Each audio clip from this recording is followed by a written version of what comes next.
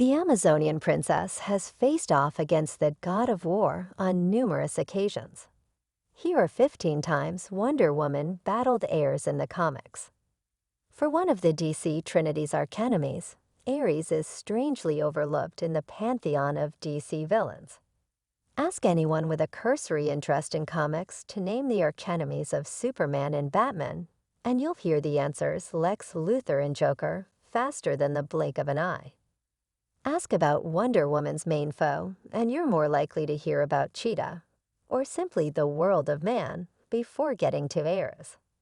It's a strange revelation, especially since Ares has been there from the beginning, both in pre-crisis Wonder Woman #1, published in 1942, and post-crisis Wonder Woman #1, published in 1987.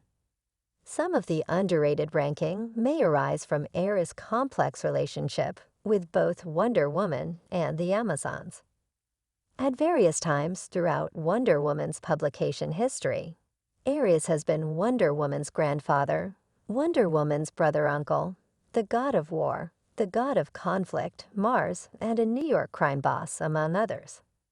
Through it all, Ares has remained fascinating, expressing a multifaceted rage and respect towards Wonder Woman during their many battles. Tracking down the best or most essential Ares comics can be tough, but below you'll find 15 incredible showdowns between Wonder Woman and Ares in DC Comics. After playing a major role in the video game story mode of Injustice, Gods Among Us, Ares finally made his presence known in the comic book adaptation of Year 4. At this point in Injustice, Batman's resistance to Superman's totalitarian regime has faced major losses, and Bruce is forced to negotiate with the god of war for the aid of Olympus in turning the tide.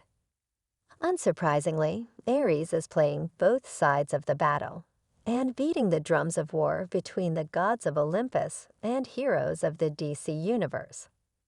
Earlier in the series, during Year 1, when Superman first began conquering the world, Ares and Diana got into an actual battle. She taunted the Olympian over how Superman might succeed in eliminating all conflict in the world, which means there would be no war for him to be a god of. Not appreciating her taunts, he attacks her, but with the help of Superman, she cuts off his hand and impales him to the ground with her sword. In Wonder Woman #215, a story by Carrie Bates, John Rosenberger, and Vince Colletta, Aquaman testifies on behalf of Wonder Woman in front of the Justice League that Ares, going by the name of Mars, is an irredeemable rogue. The issue occurs during a transitional period for Wonder Woman, as DC editorial moved the hero out of her 60s depowered mod fashion phase and back into regular Justice League membership. Aquaman evaluates her worthiness and uses the phrase "my finny friends" no fewer than 3 times in doing so.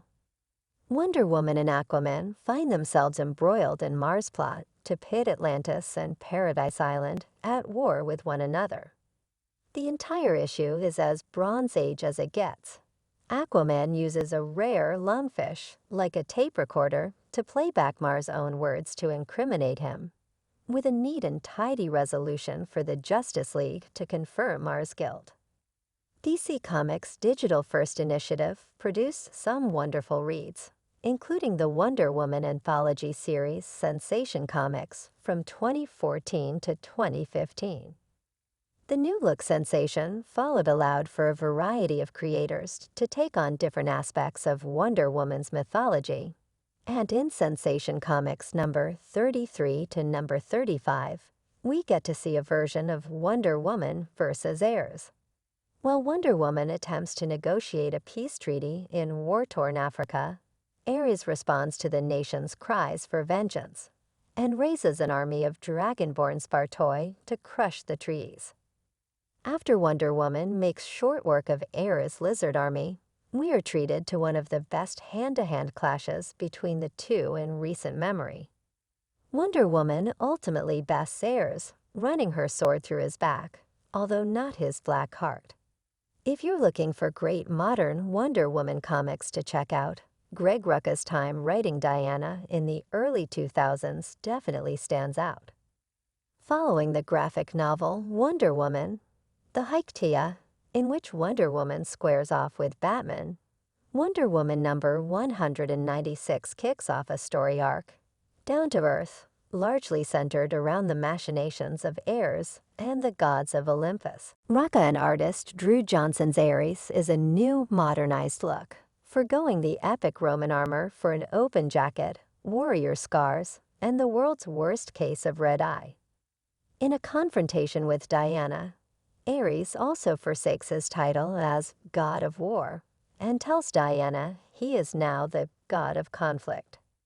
Ares' machinations in this new role involve striking Zeus with a love for Artemis. Thanks for the assist, Eros, setting the Amazons on a warpath with the Thunderer himself. Gail Simone lays claim to another of the best modern runs on Wonder Woman, and in Rise of the Olympian, we see one of the most memorable, if short-lived, battles between Ares and Wonder Woman. After endless attacks from monsters and Zeus's new god champions like Achilles, in Wonder Woman number 33, Wonder Woman decides that Ares' schemes have finally reached a boiling point. Before the smiling god of war can greet her, Wonder Woman drives her axe through his skull, apparently ending Ares. Artist Aaron Leprezi depicts Wonder Woman's flying axe chop as actually cleaving Ares' famed helmet in one of the most decisive wins for Wonder Woman in her history.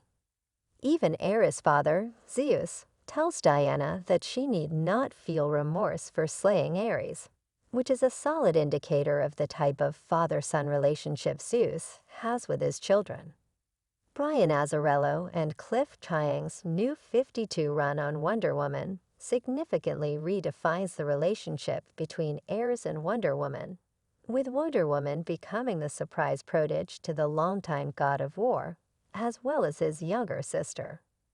Chiang's Ares design actually moves away from the armored visage of war, and instead mirrors writer Azzarello, with a lanky, wizened old wizard beard perpetually stained in blood.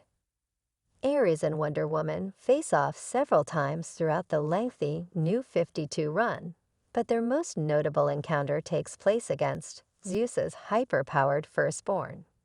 It's a brutal, bloody battle, with Ares ultimately sacrificing himself so that Diana could end the threat of the firstborn and take on the mantle of God of War for herself. Wonder Woman would actually lay claim to the God of War title for much of the New 52, including appearances in Superman/Wonder Woman and Future's End. The era of Wonder Woman immediately following George Perez's departure from the series doesn't get a lot of attention. Nonetheless, William Messner-Loebs and Lee Moder deliver a memorable 1994 story arc, with covers by Brian Bolland of Killing Joke notoriety, when Ares possesses the body of small-time criminal Ares Buchanan and rises to kingpin-like status. In perhaps his greatest stroke of genius, Ares conceals his role in the street-level destruction by using the alias Aristotle Buchanan and developing a reputation as the War Master. They'll never see him coming. Ares is extremely brutal here, in Wonder Woman number 78 to number 84, capturing and chaining Wonder Woman, par for the course, and threatening to fire rocket-propelled armor-piercing shells directly into her brain. Worse, Ares shoots and kills his, maybe pregnant, human girlfriend for standing up for Wonder Woman. Definitely one of Ares' most vile and villainous appearances in Wonder Woman comics. Ares shows up for all of 2 pages in Sensation Comics number 28, but that's all it takes for the God of War to have a devastating impact on Princess Diana. Appearing as the God of Dragons, Ares convinces the last surviving dragon of Sostratos that Wonder Woman and the Amazons are entirely responsible for the genocide of his race, and that the only course of action is war with the Amazons. Wonder Woman tries to negotiate peace with the raging dragon, but inevitably has to fight Ares Pawn in an epic battle. The single issue never reaches the heights of Diana's fight with a dragon in JLA. A League of One, but nonetheless, Wonder Woman is forced to reluctantly slay the beast. Wonder Woman suspects someone arranged this unfortunate casualty of war, but doesn't yet know that Ares claims the final victory. Renee DeLiz and Ray Dillon's The Legend of Wonder Woman will go down as one of the best modern retelling of Wonder Woman's origins, and one of the more unfortunate victims of early series cancellation. Once Diana makes her way out of Themyscira, she is confronted with the Duke of Deception laying waste across the fields of World War I. Although DeLiz casts the villain as the Duke of Deception, it seems clear that he is a stand-in for Ares, extending far beyond duplicity and into the realm of mass murder across all of Europe. As Ares champion, the Duke promises to Wonder Woman that our first battle shall be our last, and very nearly succeeds. The Legend of Wonder Woman is one of the better reads for all ages fans of the 2017 Wonder Woman movie. In the final issue of Wonder Woman Before Crisis on Infinite Earths, Wonder Woman is faced with the threat of Ares, transitioning from being called Mars, Hades, and the Anti-Monitor. Wonder Woman number 329, written by Jerry Conway with pencils by Don Heck, sets the stage for Wonder Woman's rebirth after the crisis during the George Perez Wonder Woman ongoing. The issue is all-out war between Wonder Woman, the Amazons, and Ares, as Ares makes a pact with Hades to raise an army of the dead against the gods and rule Olympus for himself. The action leads to one of the most enraged Ares as Wonder Woman battles, as Ares vows to kill Wonder Woman for himself once and for all. Ares comes close to victory, nearly smiting Wonder Woman with his axe before the cataclysmic betrayal of Hades, and in secret, the Anti-Monitor bring a statue tumbling down on Ares' head. If you've ever wondered what it would be like if Ares' children were actually Poison Ivy, the Scarecrow, and the Joker, this story arc by Phil Jimmons is the one for you. Gods of Gotham, with a script by J.M. DeMatteis and inks by Andy Lanning, immediately precedes the well-known Paradise Lost story in Wonder Woman issues number 164 to number 167. Ares' children, Deimos, Phobos, and Eris, all inhabit the Gotham criminals in an effort to bring about the return of Ares on Earth. Wonder Woman teams up with Batman and the Bat family in an effort to stop these sinister divine forces, although when Batman is possessed by the God of Fear, makes sense. Ares does make his presence felt in Gotham. Much like she did in their first post-crisis encounter, Diana turns the tide of battle by appealing to Ares' sense of self-preservation and honor, proving the power of words is mightier than the sword. The excellent Wonder Woman, Year 1 DC Rebirth arc by Greg Rucka and Nicola Scott is another great example of Wonder Woman versus Ares by proxy, with the militant terrorist group Sayre utilizing an Ares anagram to fuel their organized massacres. Stopping Sayre represents one of Diana's first attempts at heroism in our world after she leaves Themyscira, during an eerily and tragically realistic shooting spree at a local shopping mall. Wonder Woman's sentiments echo many real-world reactions to violence, wondering why these groups would make war when there is peace. As hard as it is to watch the tragedy unfold, the scene also allows for Wonder Woman to do all she can to prevent such senseless malice. It's still unclear from Rucka's world building exactly the role Ares has played in conflict during DC Rebirth, but we can rest assured there's always more to come from the God of War. You might need to sit down for this one because Wonder Woman issues number 183 and number 184 are wild. The story occurs during the strange period in 1960s Wonder Woman when Diana, Wonder Woman, Prince was training as a mortal with the ninja master I Ching. Diana returns to Themyscira to find her mother in a coma, and the forces of Ares, going by Mars, placing the Amazons under siege. Diana concocts the brilliant plan to visit heroes of antiquity, Lancelot, King Arthur, etc., to get them to help the Amazons prevent Mars' assault. Naturally, all the heroic men refuse, leaving Brunhild of the Valkyries and only female warriors to join Diana in one last stand against Mars. Sounds like a shockingly ahead of its time ode to heroic women, right? Well, it would be, except Diana and company are saved at the last second by the male heroes, suddenly showing up to turn the tide of battle and take all the credit. The issue does at least redeem itself with Mars, here clearly identified as Wonder Woman's grandfather, returning Diana's beaten body back to the Amazons because she fought so bravely. Although he's introduced as heirs in 1942's Wonder Woman #1 by William Moulton Marston, by the second issue, the god of war has transferred to his Roman name of Mars. As only befitting a god by that name, Mars also has a supervillain base on the planet Mars, where he enslaves weak-willed humans and plots with his lieutenants, the Duke of Deception, the Lord of Conquest, and the Earl of Greed.